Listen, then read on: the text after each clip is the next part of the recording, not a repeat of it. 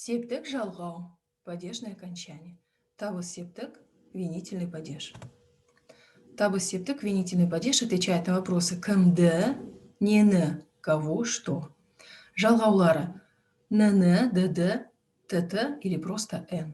Обратите внимание, если в вопросах убрать корень кімді, нені, здесь корень кім, не, то остается подсказка на окончание. В этом случае д и н.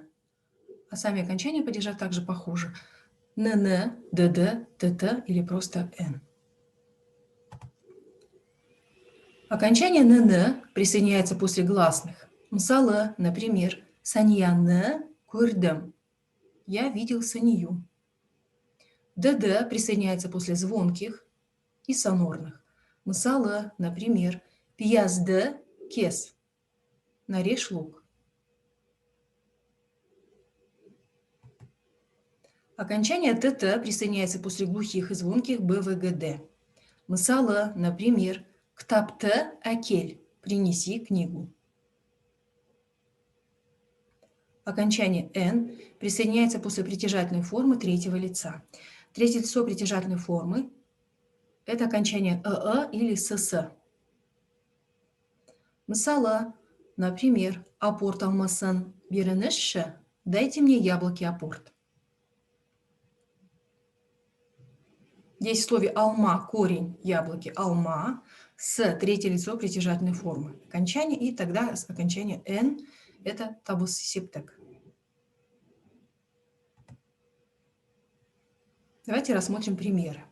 Допустим, хочу сказать мою бабушку позови, пожалуйста. Позови кого? Мою бабушку. Теперь нужно сказать моя бабушка. Ажем. Далее присоединяется окончание табыс септік. Ажемді шақыршы. Ажемді шақыршы. Следующий пример. Я его сестру вчера видела. Его сестру кого? Здесь третье лицо притяжательной формы. Мен оның апасын кеше көрдім. Здесь апа корень, апасы третье лицо. Оның апасын кеше көрдім. Следующий пример. Дайте мне, пожалуйста, чай дастархан. Чай дастархан – это скрытая форма эликсептік. Будет дастархан чайы. Первое слово в скрытой форме эликсептік, а ко второму слову чай прибавится СС, это третье лицо притяжательной формы. А после третьего лица притяжательной формы присоединяется окончание н. В итоге это предложение звучит так. Маған дастархан чайын беріңізші. Следующий пример. Дайте мне, пожалуйста, салат оливье. Дайте мне что? Салат оливье. Салат оливье также скрытая форма эликсептік будет оливье салата. К слову салат прибавилась буква «ü», это третье лицо притяжательной формы. И в итоге будет оливье салатын беріңізші.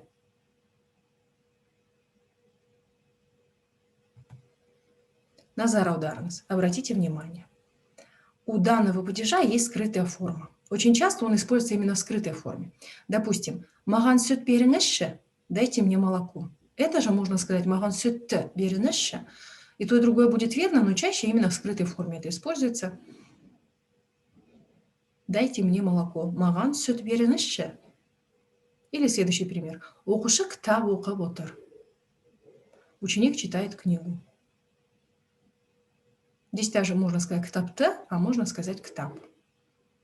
Чаще в скрытой форме этот вариант. Далее.